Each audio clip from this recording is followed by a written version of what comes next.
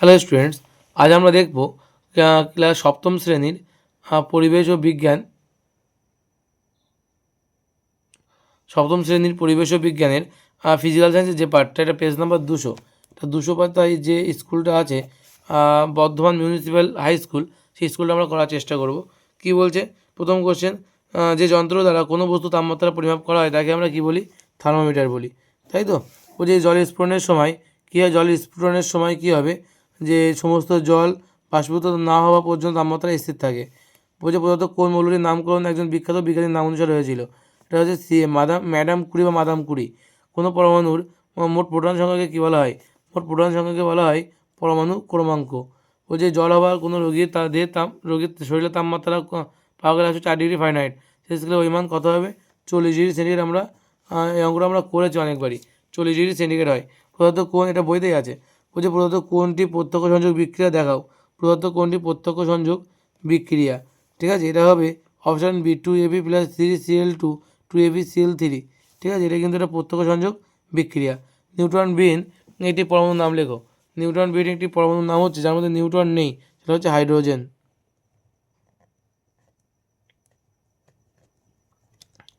Hydrogen, ঠিক আছে। বলছে ক্যালসিয়াম ফসফেটের সংকেত কী? ক্যালসিয়াম ফসফেট হচ্ছে Ca3PO4 গ্রুপ 2। বলছে তাপের একক হচ্ছে জুল। ডাক্তার থার্মোমিটারে কোন তরল ব্যবহার করা হয়? পারদ ব্যবহার করা হয়। প্রত্যক্ষ সংযোগ বিক্রিয়ায় বিপরীত বিক্রিয়াকে কী ধরনের বিক্রিয়া বলা হয়? প্রত্যক্ষ সংযোগ বিক্রিয়া বিপরীত বিক্রিয়াকে আমরা বলি বিয়োজন বিক্রিয়া। বিয়োজন বিক্রিয়া, ঠিক আছে। তারপরে কি বলেছে? লিনতাপ কাকে বলে? তোমরা বইতেই পেয়ে যাবে যে একক ভরে কোনো পদার্থের উষ্ণতা পরিবর্তন না করে শুধু অবস্থার পরিবর্তন ঘটানো হলে যে পরিমাণ আর কি তাপ গ্রহণ বা বর্জন করবে, ওই পদার্থটি যে পরিমাণ তাপ গ্রহণ বা বর্জন করে তাকে আমরা কি বলি? অবস্থা পরিবর্তনের লিনতাপ, তাই তো। তাকে আমরা অবস্থা পরিবর্তনের লিনতাপ বলে থাকি। দেখে নাও, এটা বইতে উত্তর আছে। এই যে কী দেওয়া আছে দেখো, বলছে একক ভরের কোনো পদার্থের উষ্ণতা পরিবর্তন না করে যদি শুধু অবস্থা পরিবর্তন ঘটানো হয়, তখন ওই পদার্থ বাইরে থেকে যে পরিমাণ তাপ গ্রহণ করে বা বর্জন করে, সেই পরিমাণ তাপকে ওই পদার্থের অবস্থা পরিবর্তনের লিনতাপ বলা হয়, ঠিক আছে। তাকে আমরা কী বলছি? অবস্থা পরিবর্তনের লিনতাপ।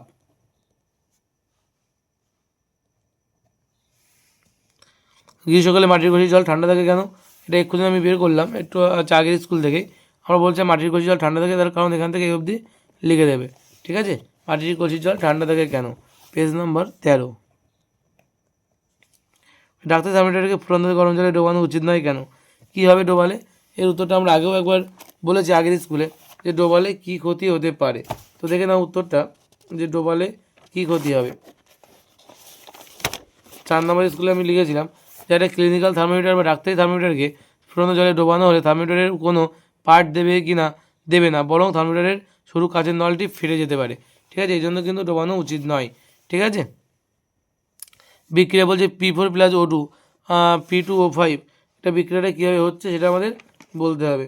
তো দেখে নাও বিক্রিয়াটা কীভাবে হচ্ছে।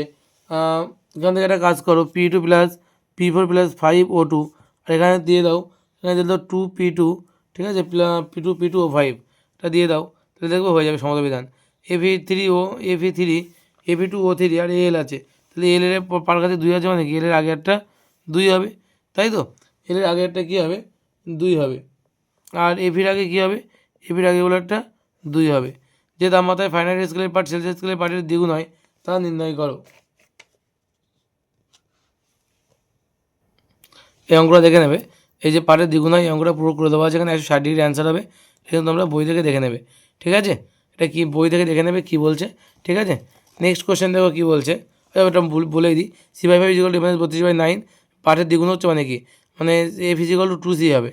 তাহলে এখানে আমরা হচ্ছে এটা C/5 যা ছিল তাই F এর জায়গায় 2C বসালাম, মানে বলতে এখানে কোথাও কোনাগুনি গুণ করে 10 থেকে 9 বাদ দিয়ে 160 উত্তর হবে। 10 থেকে 9 বাদ দিলে একটা C, তার মানে হচ্ছে 160, ঠিক আছে। তো উত্তর কত হবে? 160 ডিগ্রি উত্তর, ঠিক আছে। বলছে সোডিয়ামের পরমাণু ক্রমাঙ্ক 11 এবং ভর সংখ্যা 23 হলে সোডিয়ামের উপস্থিত নিউট্রন সংখ্যা কত হবে? তাহলে উত্তর কত হবে? এটা হচ্ছে তোমার 23 থেকে 11 বাদ যাবে, উত্তর হবে 12।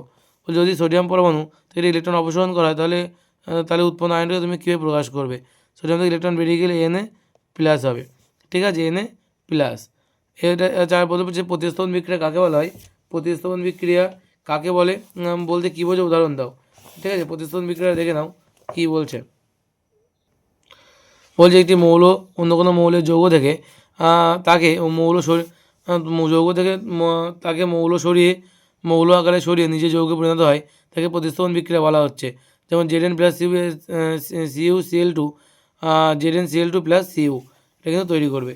ঠিক আছে, এটা কিন্তু তোমরা ভালো করে দেখবে। এটা হচ্ছে পেজ নাম্বার 99। লাইফ সায়েন্সে কী বলছে দেখো, লাইফ সায়েন্সে বলছে অনেক গ্লুকোজ অণু জুড়ে তৈরি করে কি, অনেক গ্লুকোজ অণু জুড়ে তৈরি করে শ্বেতসার। বলছে মায়োসিন থাকে কোথায়, মায়োসিন থাকে কিন্তু পেশিতে। তারপরে বলেছে যে গয়টার কী হয়, আয়োডিনের অভাবে গয়টার হয়, তাই তো। স্বাভাবিক ওজনযুক্ত মানুষের BMI কত, BMI 18.5 থেকে কত হবে 25। ঠিক আছে, বলছে কোন অঙ্গের জল সেরিব্রোস্পাইনাল তরল হিসেবে থাকে, মস্তিষ্কে।